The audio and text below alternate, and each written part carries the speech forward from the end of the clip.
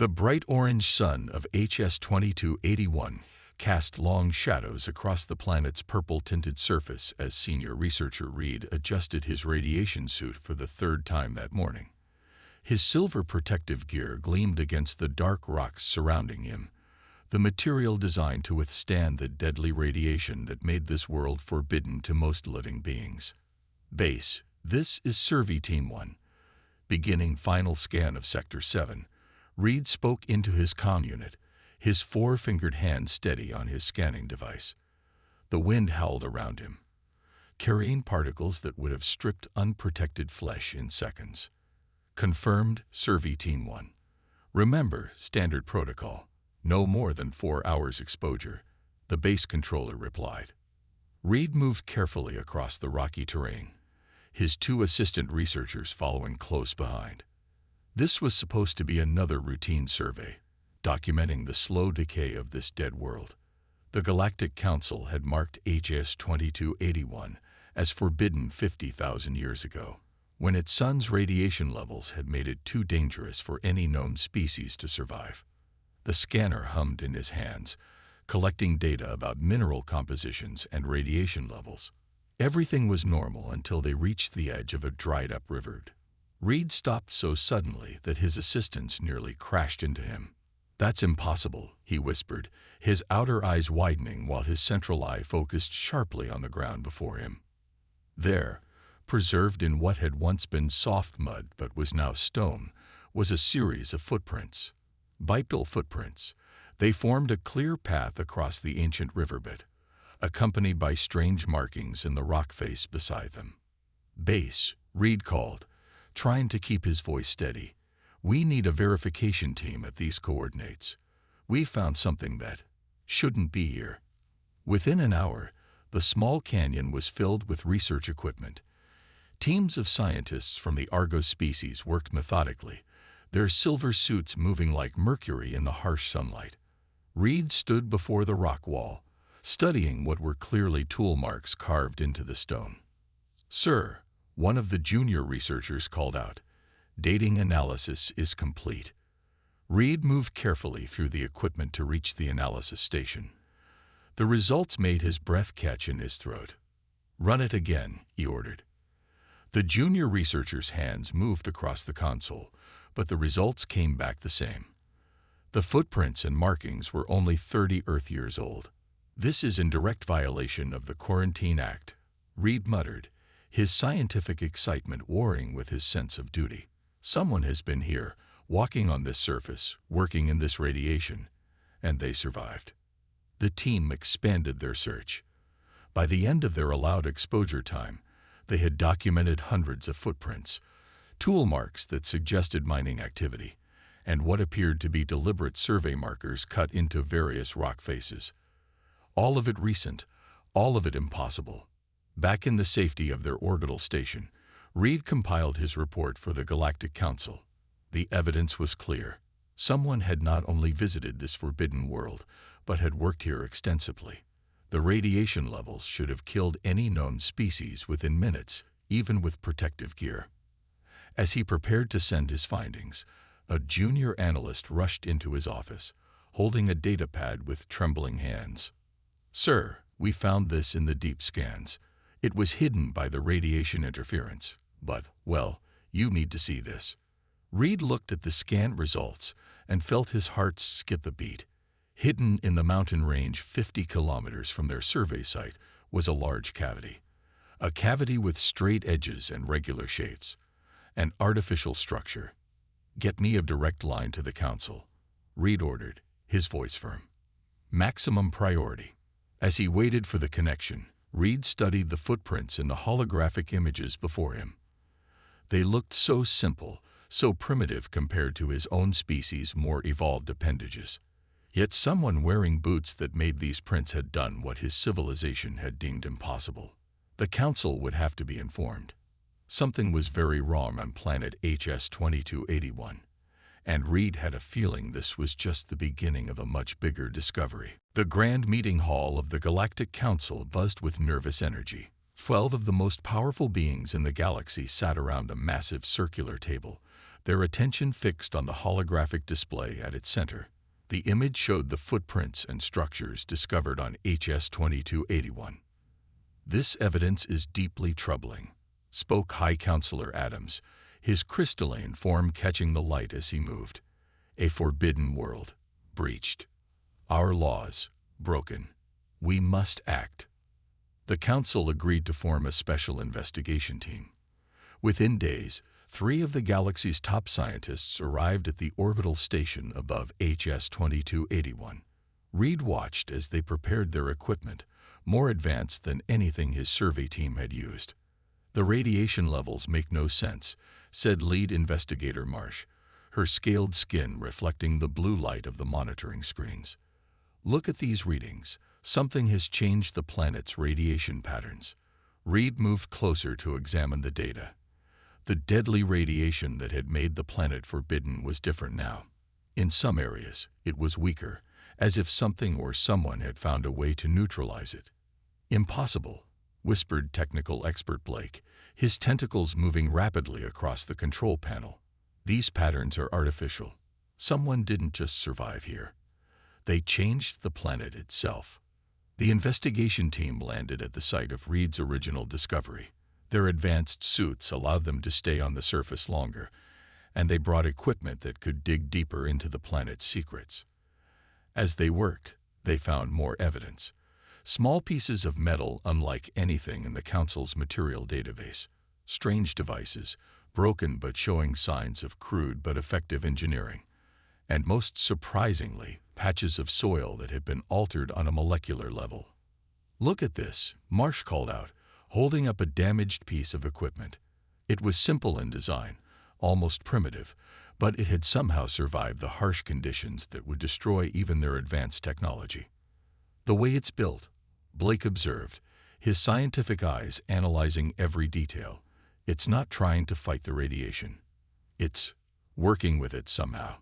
Using it." Reed watched as the team discovered more and more examples of this strange approach. Whoever had been here hadn't tried to completely shield themselves from the deadly environment. Instead, they had found ways to exist alongside it, even use it to their advantage. Back in the orbital station, the team gathered to share their findings. The holographic display showed a map of the area, now marked with dozens of spots where they'd found evidence of activity. "These visitors," Marsh explained, pointing to various locations, "they weren't just exploring. They were studying the planet, learning its secrets, and succeeding where we failed." Blake's tentacles moved excitedly as he added, "The radiation patterns we found. They're not random changes.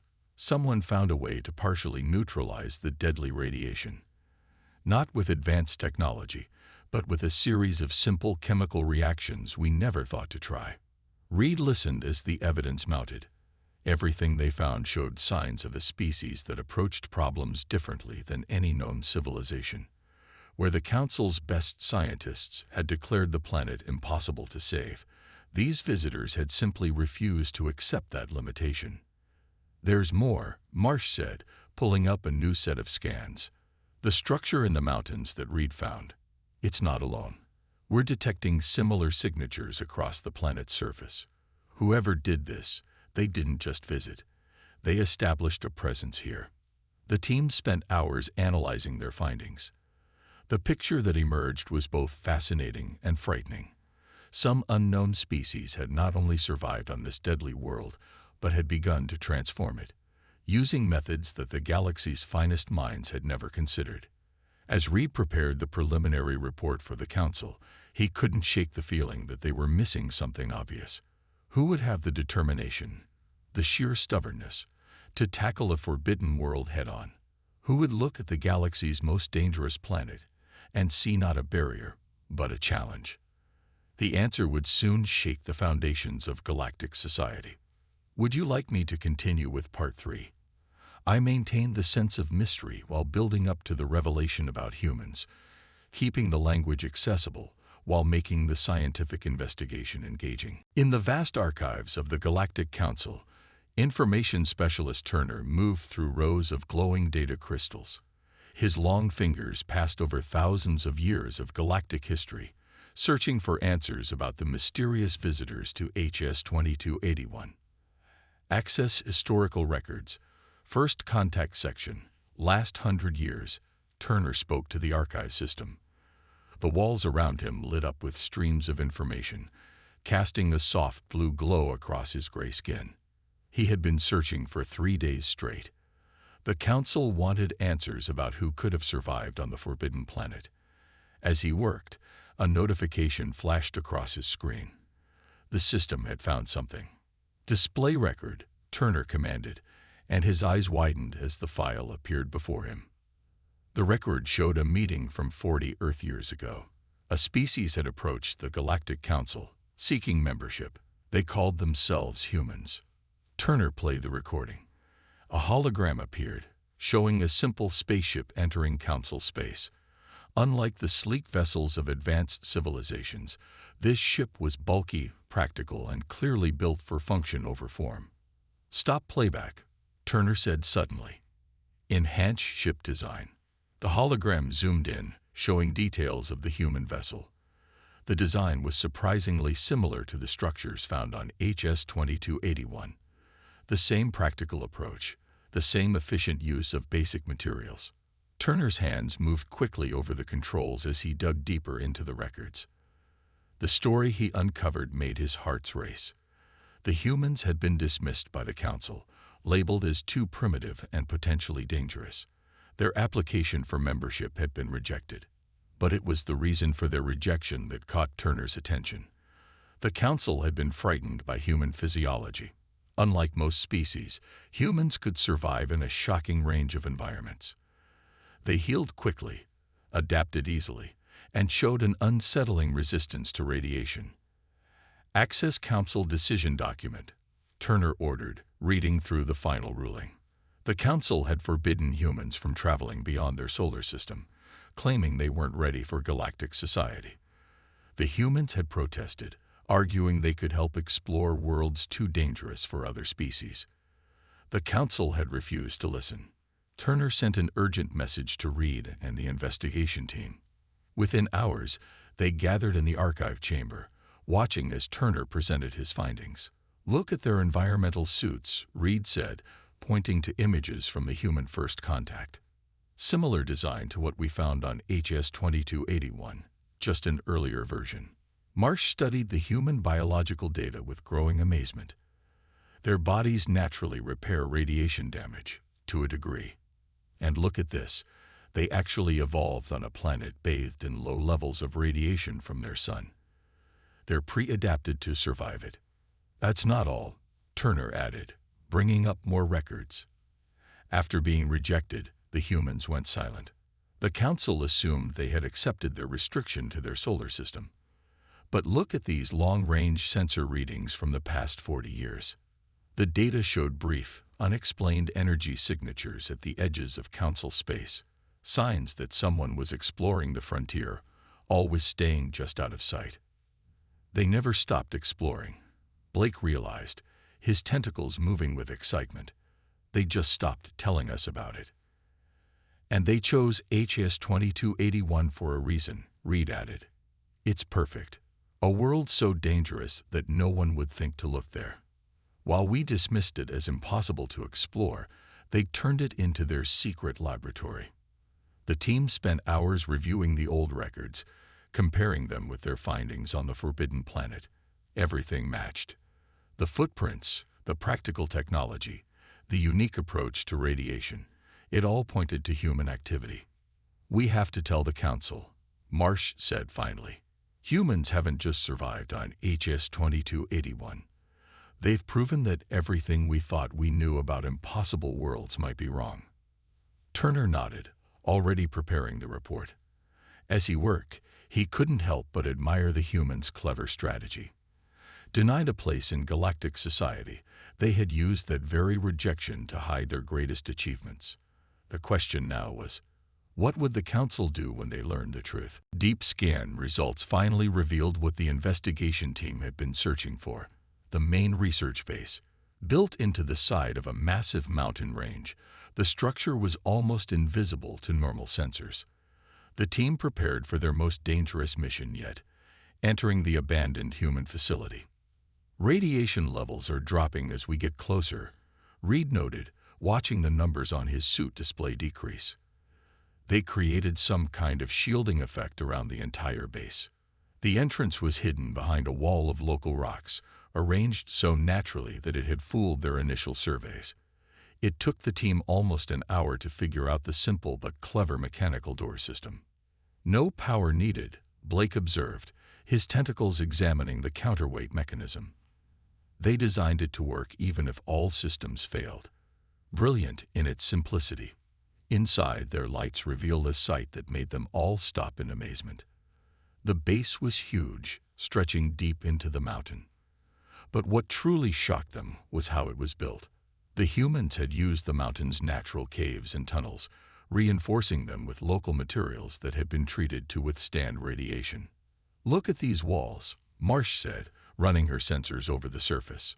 They found a way to turn the local rock into radiation shielding. The very materials that make this planet deadly, they're using them for protection. The team moved deeper into the facility. They found laboratories filled with simple but effective equipment. Everything was built to last, designed to keep working in a harsh environment with minimal maintenance. In what appeared to be the main research room, Reed discovered a still-functioning data storage system. It was protected by a basic but nearly unbreakable encryption, not because it was complex, but because it required human biology to unlock it. They needed radiation-damaged skin cells to activate it, Blake realized, studying the lock. A perfect security system on a radiation-soaked world. No other species could survive providing the key. Using their advanced tools, they managed to bypass the security and access the research logs. The holographic displays came to life, showing years of human experiments and discoveries. They weren't just surviving here, Marsh whispered as she read through the data. They were terraforming. Small areas at first, learning how to change the radiation levels, alter the soil composition, even modify the atmosphere. The logs revealed the true scale of human determination. Failed experiments were marked not as defeats, but as data points. Each failure led to new approaches, new ideas, new attempts. The humans had never given up.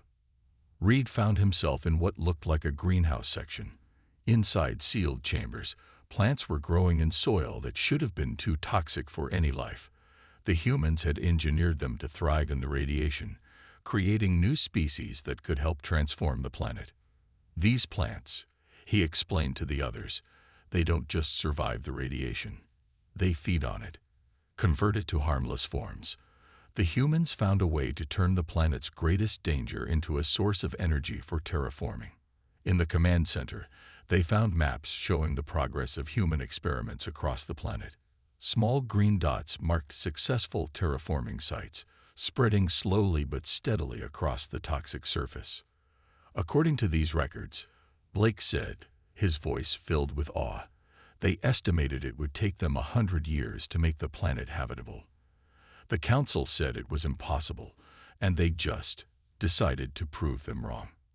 As the team prepared to leave, they found one last surprise, a message left deliberately where it would eventually be found. It was simple, written in the common galactic language. To those who said it couldn't be done, this is only the beginning. The team stood in silence, letting the impact of their discovery sink in. In this hidden base, built with determination and ingenuity, humans had proven that the impossible just took a little longer. Now they had to decide what to do with this knowledge. The discovery of the first base was just the beginning. Over the next month, the investigation team found more hidden facilities across the planet's surface. Each new discovery left them more amazed than the last. Base 7 is different from the others, Marsh reported during their morning briefing. The holographic display showed a facility built into an ancient volcano. They're not just copying their successful designs, they're experimenting with different approaches for different environments. Reed studied the map of discovered bases, 23 so far, spread across the planet in a careful pattern. Each one was unique, adapted to its location's specific challenges. Look at this, Blake called out, his tentacles moving excitedly over the control panel. Base 3 found a way to use the planet's magnetic field to redirect radiation. Base 7 harnesses geothermal energy. Base 12 actually created a small weather control system. The team's orbital station was now filled with data from each facility. The walls were covered with displays showing different human approaches to survival and terraforming. What amazed them most was how each solution was built on simple, fundamental principles. "They're not using any technology we don't have," Turner observed, having joined the investigation from the archives. "They're just using it differently, more creatively." In the northern polar region, they found a base dedicated to atmospheric processing. The humans had built massive towers that slowly converted the toxic atmosphere into breathable air, 1 cubic meter at a time. The process was slow, but unstoppable. According to these calculations, Marsh said, reviewing the data, they plan to have breathable air across 10% of the planet within 50 years. The Council said it would take 10,000 years, if it was possible at all. The southern bases focused on soil rehabilitation. Rather than trying to clean the contaminated ground, the humans had introduced specially engineered bacteria that thrived on radioactive materials. The bacteria gradually transformed deadly elements into useful minerals. Reed led a team to explore Base 15, built under a dried-up ocean bed. Inside, they found enormous tanks filled with engineered algae. "They're not just cleaning the soil and air," he realized. "They're preparing to bring back the planet's oceans." The most surprising discovery came from Base 19. Hidden in a deep canyon, the facility contained detailed plans for the entire planet's transformation. The humans hadn't been working randomly. Every base, every experiment, every success and failure was part of a larger plan. "This is incredible," Turner whispered, studying the master plan. They divided the planet into sections, each with its own rehabilitation approach. As each section improves, it helps transform the areas around it. The whole planet becomes part of its own healing process. The team found testing chambers where humans had lived for months at a time, gradually adapting to the harsh conditions. Each generation of their protective suits was simpler than the last, as they learned to work with the environment rather than just defend against it. They even planned for failure, Blake noted, examining the backup systems. "Every base can operate independently. If one fails, the others continue. If they lose contact with Earth, the work continues." They built persistence into every part of their design. Marsh discovered something even more significant in Base 22. "These aren't just plans for HS-2281, she announced during an emergency meeting. "They're creating a template for transforming any deadly world. Everything they learn here, they plan to use on other forbidden planets." The implications stunned the investigation team. The humans hadn't just found a way to survive on one impossible world. They had developed methods to reclaim any planet the Council had abandoned as hopeless. As Reed prepared the final report for the Council, he added a personal note. "We didn't just find evidence of human survival. We found proof that our definition of impossible may need to be reconsidered." The question now was, how many other forbidden worlds had humans quietly begun to transform? The Grand Council chamber had never been so tense. The 12 High Councilors sat in their elevated seats, their attention fixed on the single door where the human representatives would soon enter. Reed and his investigation team stood to one side, their evidence ready to present. "Let them enter," High Councilor Adams announced, his crystalline form glowing with barely contained energy.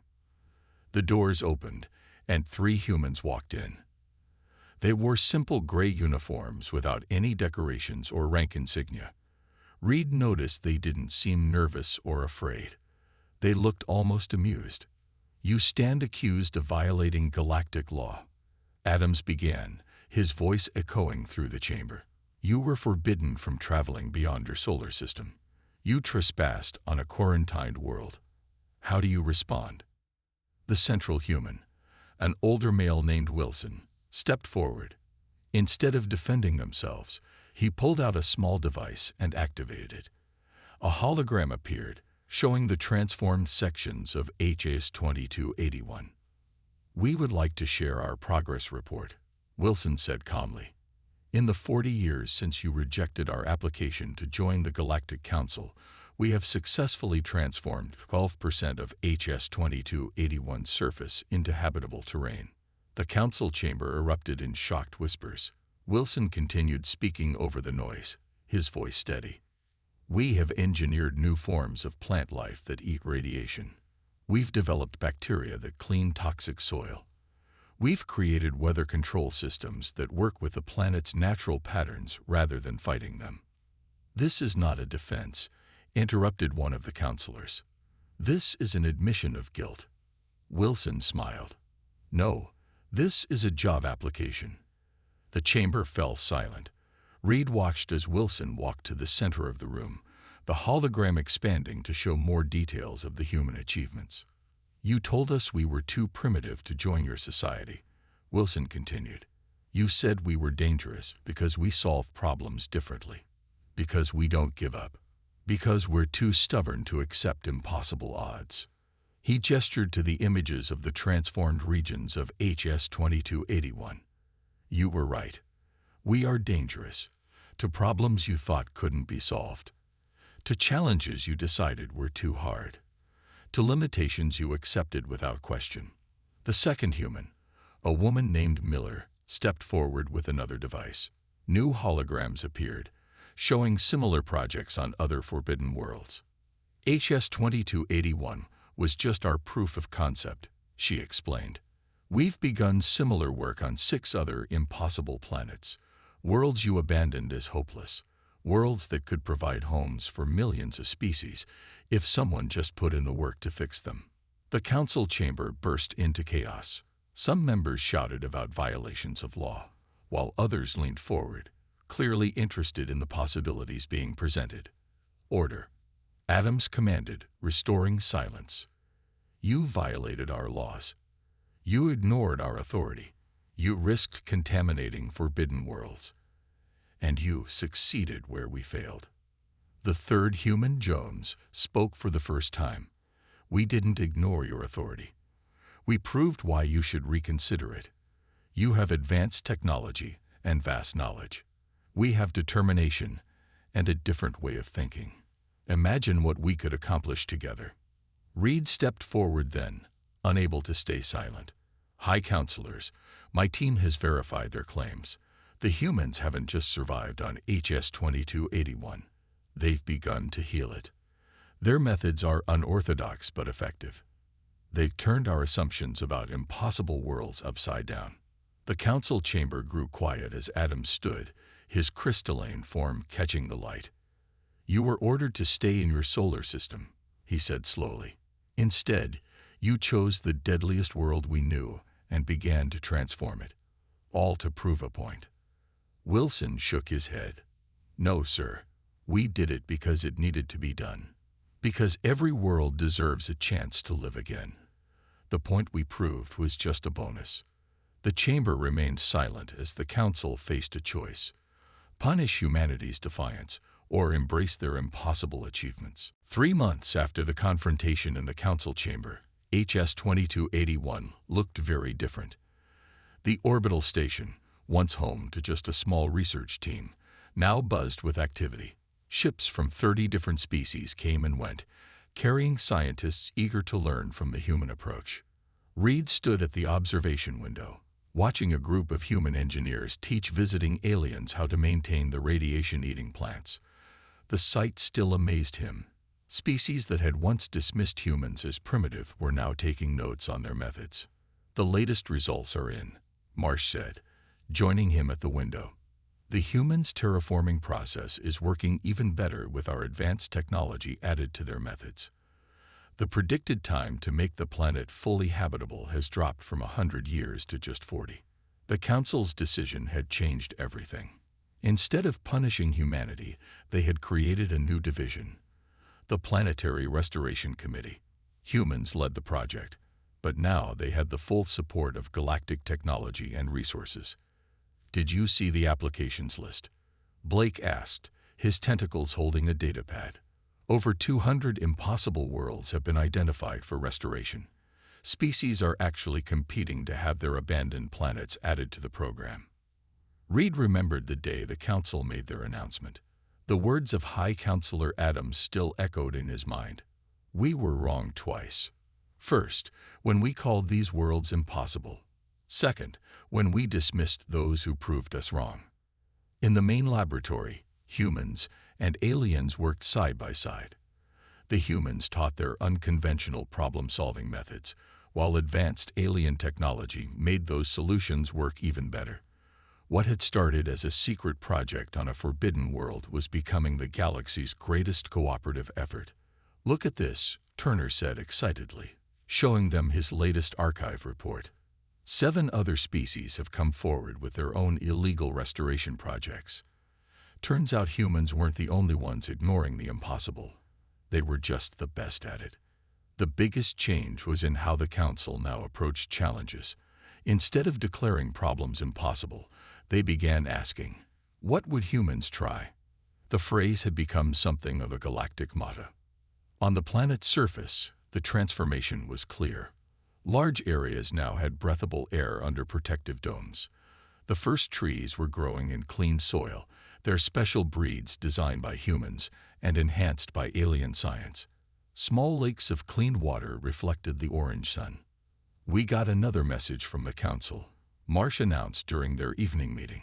3 more species have requested membership on the basis of their problem-solving abilities. The Council is actually considering them this time. Reed walked through the new human facility built near their original hidden base.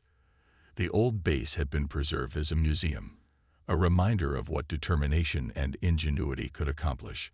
Next to it, the new base stood as a symbol of cooperation between all species. You know what impresses me most, Blake said as they watched a sunset through the protective dome. The humans knew they would probably get caught eventually, but they built everything to be shared.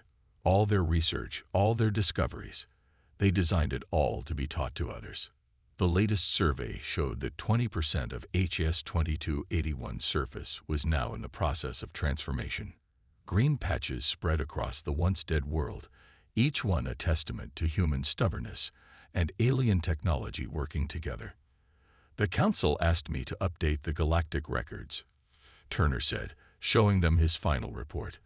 They want me to remove the word impossible from planetary classifications.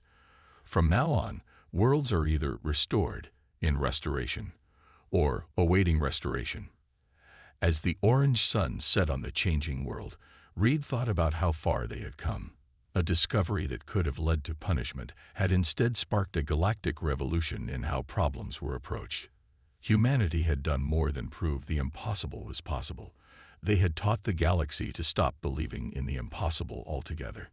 The footprints he had found all those months ago had led them not just across a forbidden planet, but into a new age of galactic cooperation. An age where no world would be abandoned, and no challenge would be too great to tackle together.